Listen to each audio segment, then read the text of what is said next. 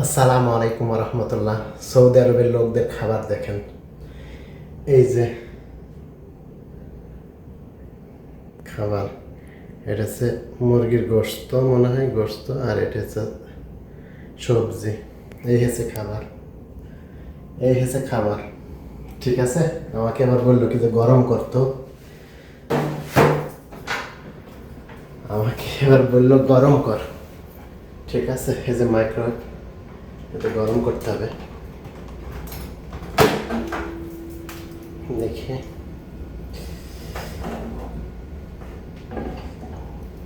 দিয়ে দিলাম। ঠিক আছে, 3 মিনিট দিই, 3 মিনিট দিয়ে ঠিক আছে, চালু হয়ে গেছে। তো এই হচ্ছে সৌদি আরবের এদের খাবার, এরা এমন খাবার খায়।